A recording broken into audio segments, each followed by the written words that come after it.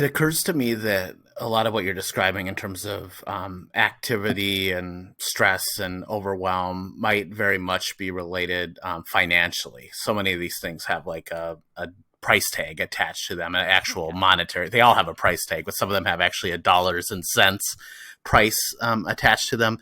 Do you see that kind of correlation? Is there a lot of people that are dealing with say that kind of life that you're just describing, and then it also a symptom of that maybe is financial Yeah, I mean, I stress think and it can be overwhelm? kind of a vicious cycle that gets going, right? Where if I want to provide certain opportunities for these great things, then I might feel this pressure to keep trying to do well in my career and make more money so that I can provide more things. And then I might be also riding this line of, am I creating a buffer space, financially speaking, where something can, I can afford for something to go wrong, if you will, without the wheels coming off of my financial situation. And so I think there are a lot of people who are extending themselves to their limits or overextending themselves, as they're trying to provide these good things. But then again, the nervous system implication is, if I can't stay resourced, am I really providing good things? Or is the net effect maybe taking me in a direction I don't want it to? But absolutely, the financial stress or the financial implications play into kind of how that whole situation can kind of feed on itself, I think. So it occurs to me too that you only have so much time. It truly is a finite resource, and that by choosing to do certain things, we're making trade-offs and not being able to do other things. If we, for instance, work more hours, that's time that we can't be spending with family or in pursuit of hobbies or anything. Do you find that are people largely aware of those trade-offs? Are they not aware, and life just kind of creeps up on them, and they find themselves living certain ways that they wouldn't have chosen? Or how does that come into to play here? This idea Yeah. of trade-offs. I guess a phrase that just came up a minute ago while you were talking was kind of an idea of like living outside of our means. And that maybe it's easy for us on a certain level to see if that's happening financially, although I'm not sure people are mindfully responding to those awarenesses as much as we'd hope. Um, but also living outside of our means energetically. And so if I, Hmm.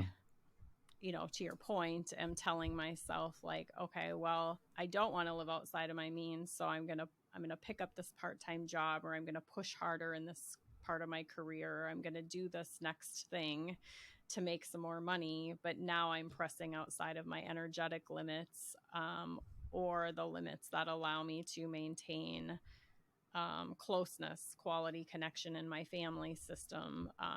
Can I really afford to compromise those needs without a pretty big price tag, no pun intended, attached to that? Um, so if I think of some of the softer things that happen in life, when we're not pushing, when we're not like, okay, I'm going to go out in the world and do this thing to enhance my career, make more money, give my kid this opportunity, and we're not out there doing, but we're maybe kind of like at home being with ourselves, being with each other, that there's just a different quality of experience that happens in some of those maybe kind of like softer energies, and the energies of, if we get into nervous system language, the place where there's maybe a pairing of the ventral energy and the dorsal energy, where we can be relaxed and we can achieve intimacy. Um, so yeah, so I would say that's a part of what's going to go missing if we're always pressing into our limits. And I think you used the phrase something like a buffer in the like financial sense. Like you don't want to be planning to spend every penny that you make or more than you make. You want to have some sort of buffer for savings and emergencies, and just to live and enjoy life. I think what I'm hearing you say is like that same concept would apply to other areas of life too. We want to have an energy buffer. We want to have a relational buffer. We want to have some slack built into our life so we can relax and not be constantly kind of living at or over the edge. Is that Yeah, a and it fair feels like even synopsis? the fact that that's a part of the conversation maybe is a symptom of how much this has become a problem I guess at least through my lens in society, because we become so focused on the things that we're doing and maybe assigning a value to the things that we're doing, and we're maybe losing touch with what it means to kind of have that the being part of ourselves. We're human beings, we're not human doings. And but there's oftentimes so little reflection around what it means for us to sit and be with ourselves and know each other. And so I think absolutely there has to be that space built in, this buffer, if you will. Or really, I would suggest that, maybe we need to even budget time for being, and that even that, it doesn't have to be considered like a buffer Mm. space. It's like a priority, kind of an experience that we're trying to build into our lives. Because, I guess my mind is going to being a young kid and like what happened on the lazy days of summer, when you're sitting around and kind of like in the voice of my younger self. And I think a lot of the peers that I was surrounded by, like, oh, there's nothing to do, we're bored. um, but that kind of energy, that place of being with each other, being bored, so often is kind of a birthplace for creativity, and where we're co-creating with each other, and we're being inventive, we're experiencing things that we wouldn't, in that prepackaged world where we, I don't know, let's say go to an amusement park, or we go to a planned sporting activity where the coaches are telling us what to do versus us creating our own flow with what to do, so to speak. And so I just think there's a lot that we end up missing out on knowing ourselves in some of those ways. And I would continue to call those more intimate ways of knowing.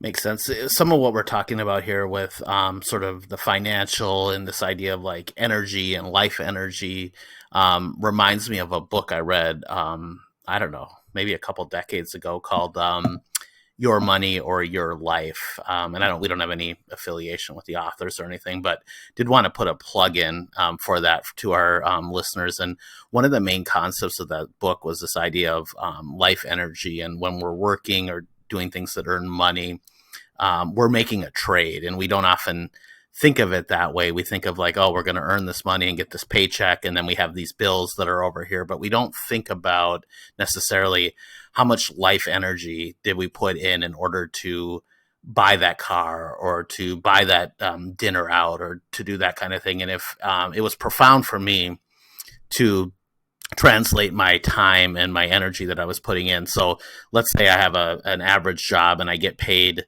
I don't know, $30 an hour, but after taxes and everything, I maybe make $20 an hour.